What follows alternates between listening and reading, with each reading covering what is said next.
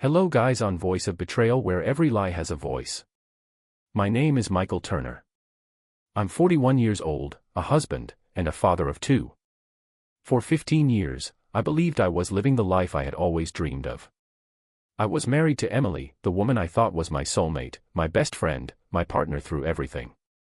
Together we raised two amazing kids. Our daughter, Claire, just started her freshman year of college. Our son, Ethan, is 15, right in that awkward stage between boy and man, still finding his way. To most people, Emily and I looked like we had it all figured out. We weren't the kind of couple that made big scenes or had screaming matches.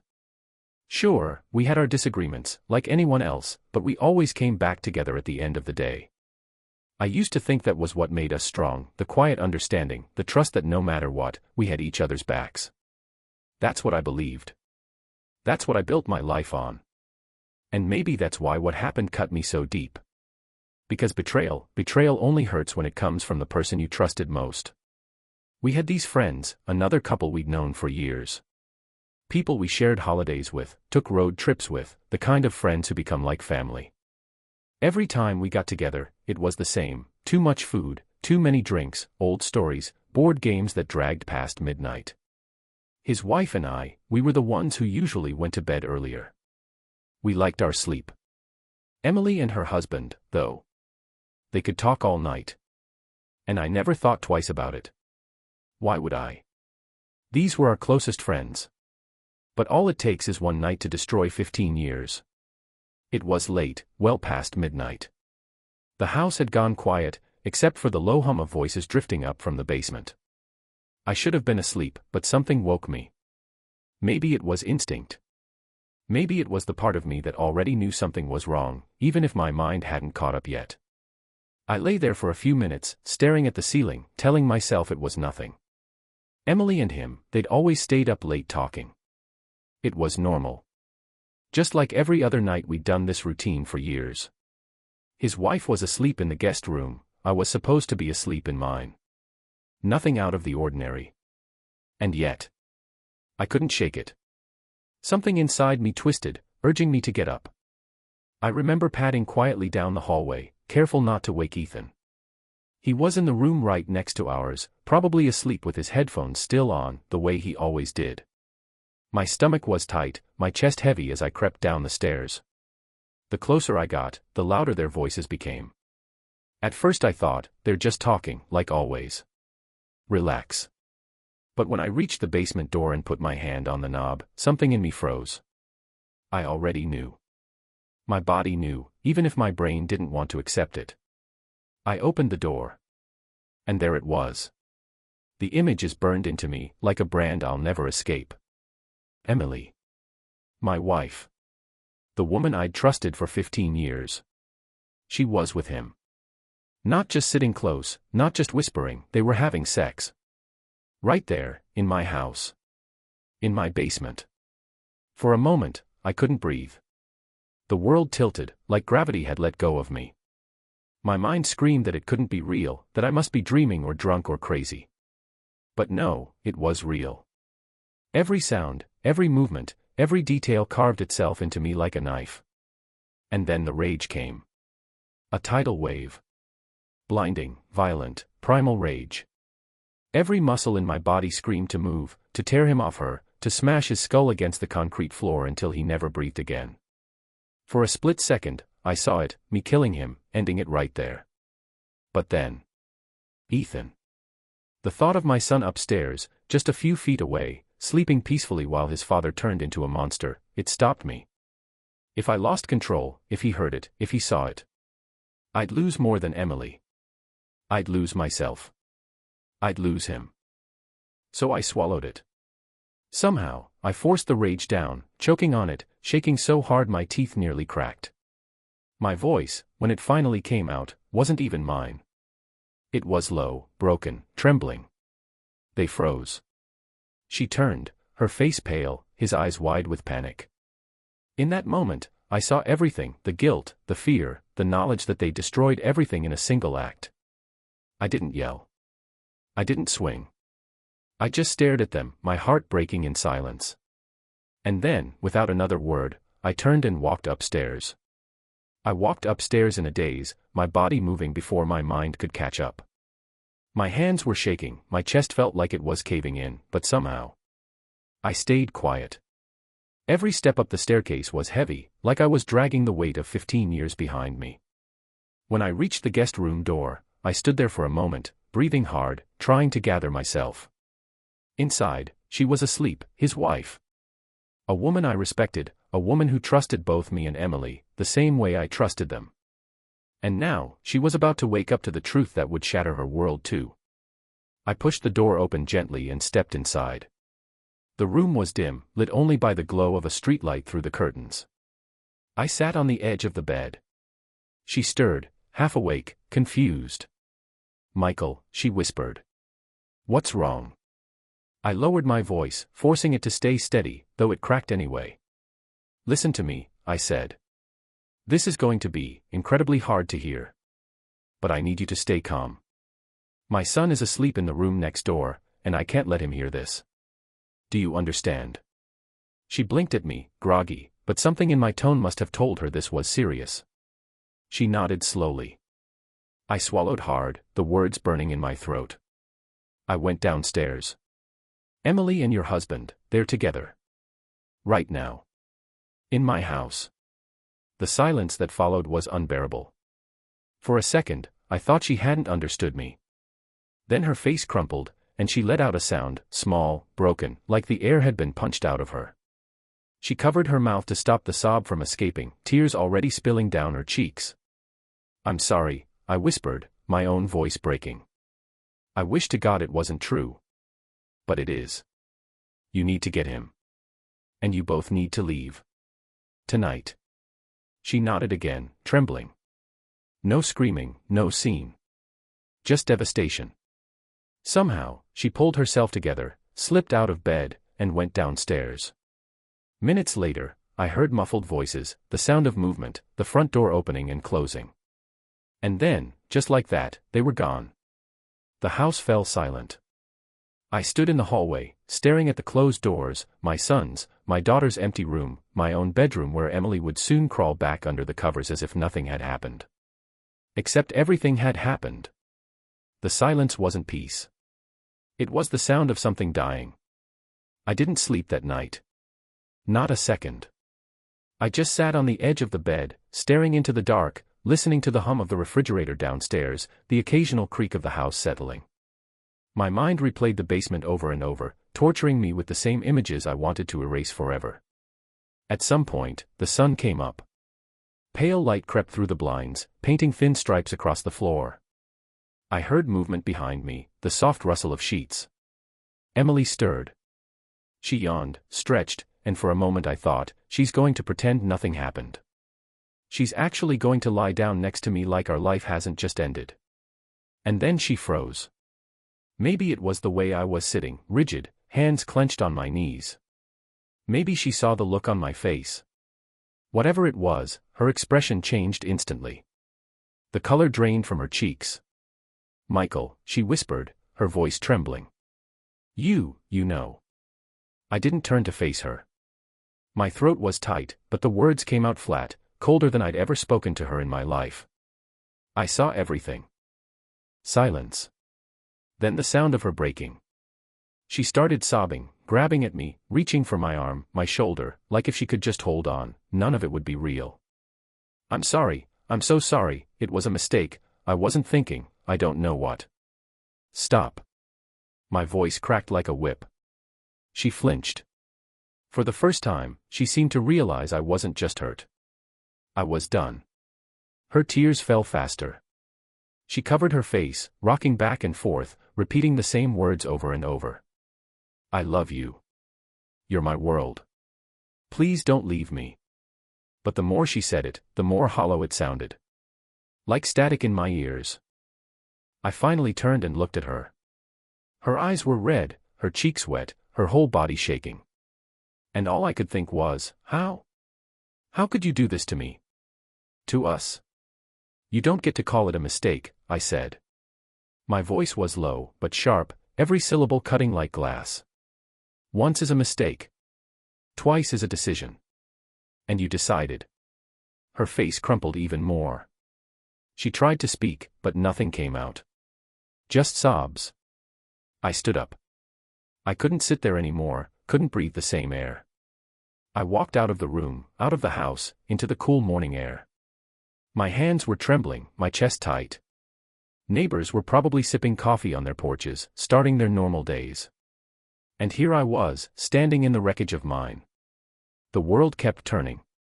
But mine had stopped. Later that day, after hours of silence that felt like years, Emily finally spoke again. She had been following me around the house, begging, crying, whispering through closed doors. I had ignored her.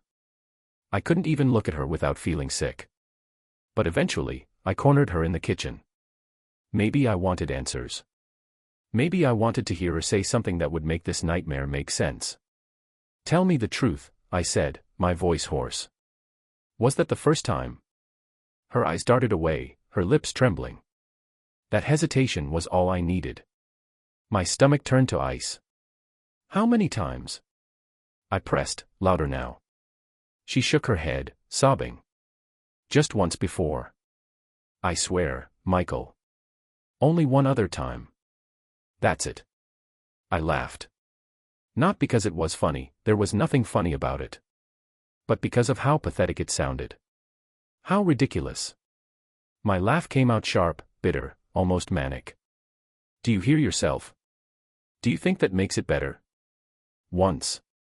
Twice. You think there's a difference?" She reached for me again, but I pulled back. Her hands fell uselessly at her sides. "Michael, please," she begged. "It was a mistake. Both times. I don't even know why I did it. It didn't mean anything. You're my life. You're my best friend. You're everything to me."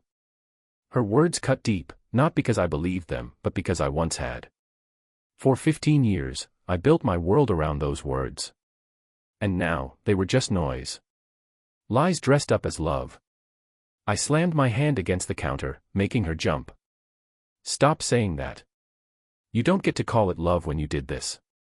You don't get to tell me I'm your world when you tore mine apart."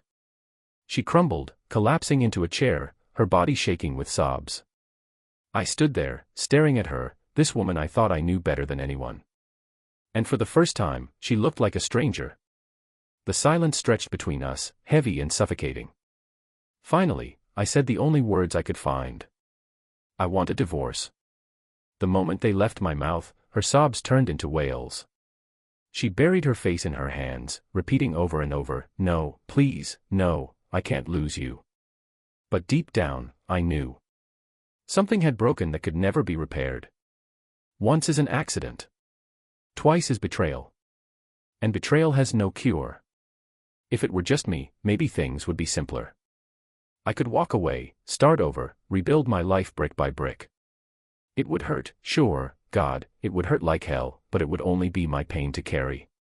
But we have kids. 2 incredible kids who don't deserve any of this. And that's what rips me apart the most. Claire, my little girl. Except she isn't so little anymore. She's 18 now, just started her freshman year of college. She's smart, driven, full of dreams about the future. She believes in people. She believes in us, her family. How do I look her in the eye and tell her the truth? How do I destroy that image she carries of her mother and me, the steady foundation she's built her young life on? And Ethan, my boy. 15. Right at that fragile age where everything feels bigger than it is, where the world already doesn't make sense, and now I'd have to throw this at him. The kid looks up to me. He looks up to both of us. He still thinks of home as the one place in the world where he's safe, where things are unshakable. If he knew what I saw that night in the basement, if he knew the truth about his mother, it would break him. And the cruelest part? He was here. He was just a few feet away, asleep in his room, while the woman he calls mom and the men he trusted like family were betraying us both under the same roof. If he had walked downstairs before I did. God, I can't even let myself imagine it. This is what keeps me awake at night now. Not just the betrayal. Not just the lies. But the fallout. How do I protect them? How do I keep their world from collapsing when mine already has? I told Emily I wanted a divorce, and I meant it. But the moment those words left my mouth, another thought hit me: what will this do to them? It's not just my marriage ending. It's their family splintering. It's every holiday, every birthday, every memory from here on out being split in half. 2 houses. 2 parents who don't even look at each other anymore. Emily cries and tells me she can't lose me. But she already lost me the moment she chose him. The truth is, it's not about her anymore. It's about Claire. It's about Ethan. It's about not letting her selfishness destroy them the way it destroyed me. And the hardest part? No matter what choice I make, stay, leave, fight, forgive, they'll be the ones paying the price. Since that night, I've been walking through life like a ghost. I go through the motions, making coffee, driving Ethan to practice, answering texts from Claire about her classes, but it's like I'm not really there. My body's moving, but my mind is stuck in the basement, replaying the same moment over and over until I feel like I might lose my mind. And the worst part? I can't talk to anyone about it. Not my parents, they'd never look at Emily the same again, and I'm not ready for that fallout. Not my friends, half of them know her, love her, and the other half, well, I can't stand the idea of being pitted. Not even my kids. Especially not them. The only person who knows, besides Emily and me, is his wife. And God, I hate that. I hate that she's carrying this pain too. I hate that when I look at her, I see the same hollow look I feel inside. We didn't ask for this, but we're bound together now, like 2 survivors crawling out of the same wreck. So instead, I keep it all inside. I bury it. On the outside, I look like a man who's just a little tired, a little distant. On the inside, I'm screaming. Sometimes I think about grabbing my phone, calling up an old friend, spilling everything just to get it out. But then I stop myself. Because once the words are out, once people know, there's no taking it back. The illusion of the happy marriage, the strong family, gone forever. So I sit here, broken and silent. Carrying a secret that's eating me alive. And maybe that's why I'm saying it now, here, like this.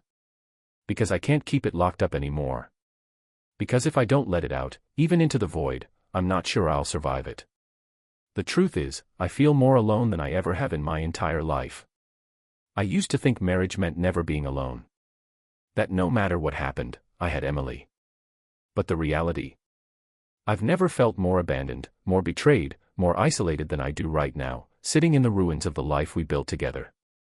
By the 3rd day, I knew I couldn't carry it alone anymore. The silence was crushing me, the weight pressing so heavy on my chest I could barely breathe. Every time I looked at Emily, I saw betrayal. Every time I looked at Ethan, I felt guilt. And when Claire's name popped up on my phone, my heart broke all over again, because she had no idea what storm was waiting for her back home. I've always been the kind of man who handles things on his own. I was raised that way: you deal with your problems quietly, you don't air your dirty laundry, and you definitely don't cry to strangers. Therapy. That was for other people. Not me. Never me. But I realized something, sitting there alone in the dark, staring at the cracks in my marriage like they were cracks in the walls of my own soul. If I didn't get help, I was going to drown. So I did something I've never done before. I picked up the phone and made an appointment with a therapist. My hands shook the entire time. My voice cracked when I gave my name. And when the woman on the other end asked, "What's bringing you in?" I almost hung up. But I didn't. I told her I was broken. That's the word I used. Broken. And she didn't laugh. She didn't judge. She just said, "Wednesday at 2 o'clock. It was the smallest step. Just a phone call. Just a date on the calendar. But for me, it felt like climbing out of a pit I'd been buried in. Like maybe, just maybe, there was a chance I wouldn't let this betrayal define me forever. Emily, of course, cried when she found out. She begged me not to give up on us, said therapy should be for us together, not just me. But I told her no. This wasn't about saving us. Not anymore. This was about saving me. And for the first time since that night, I felt something I hadn't felt in days. Not hope exactly. Not yet. but the faintest flicker of strength. I stand at the edge of my life as I knew it. 15 years of marriage, countless memories, dreams built together, all of it shattered in a single night, and then again in the truth that came after. Emily is still my wife in name, but in every other sense, she's a stranger now. I've cried more in the past week than I have in the past decade. I've screamed into pillows, driven alone for hours, and stared at the ceiling in the dead of night, wondering how everything I trusted could vanish so completely. But even in the wreckage, there is one thing I can't ignore. I'm still here. I'm still breathing. And for the first time, I'm telling the truth about what happened. I am allowing myself to feel everything, the rage, the grief, the heartbreak, without pretending it's something else. I have an appointment with a therapist on Wednesday. It's terrifying, confronting, and humiliating to admit that I can't handle this alone. But it's also liberating. Because this is my life now. It's not the life I wanted, not the life I planned. But it's the life I have. And for the first time, I realize I have a choice. I can let this betrayal define me, or I can let it teach me something about myself, about resilience, about boundaries, about the depth of my own strength. I don't know what tomorrow will look like. I don't know if I'll find peace, or happiness, or even forgiveness. I don't know how I'll protect my children from the fallout, how I'll rebuild trust in anyone, or if I'll ever look at another person the same way again. But I do know this: I survived the night. I survived the betrayal. And I survived the silence. And sometimes, that's enough to start again. Because at the edge of destruction, there's only one direction left: forward.